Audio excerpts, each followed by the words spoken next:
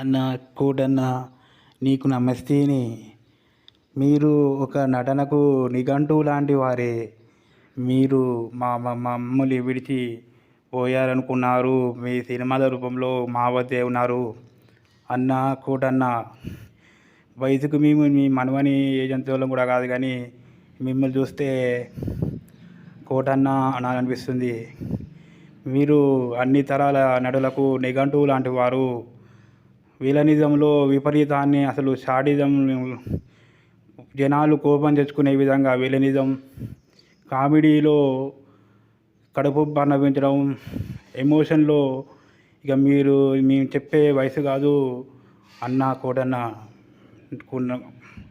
నటనకు మహాకోట లాంటి మా కోటన్న గారు, కోట శ్రీనివాసరావు గారు,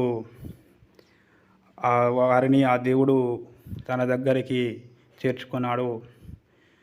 ఈ నటన చక్రవర్తి 100 ఏళ్ళ తరబడి ఈ జనాల, ఈ ప్రజల మనసులో చిరస్థాయిలతో నిలబడి ఉంటారు. మీ మరణం అనేది ఒక కామా లాంటిది, కానీ ఫుల్ స్టాప్ కాదు. మీరు ఎన్ని జన్మలు ఎత్తినా ఇలాంటి మంచి నటన మంచి ఉండాలి. అన్న కోటన్న, ఒక్కటి ఆరిండా అన్న, మీ యాక్టింగు నవ్వని, కోపం రాని, ఏడవని మనిషి అనేటోడు లేడు, తెలుగు వ్యక్తి అనేటోడు లేడు. అన్న కోటన్న, 6 ఏళ్ళ పిల్లవాడి నుంచి 100 ఏళ్ళ వృద్ధుల వరకు మీ యొక్క సినిమాలు చూసి విలనిజంలో కోపం తెచ్చుకున్నారు, కామెడీలో కడుపుబ్బ నవ్వారు, ఎమోషన్ సీన్ ఆనెలుగురు అయితే కన్నీళ్ళు తెప్పించారు.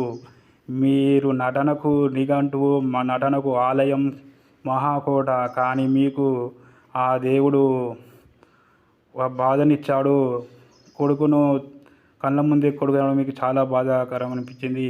ఇప్పుడు మీరు మా మధ్య లేవడం చాలా బాధాకరం, తీరని లోటు.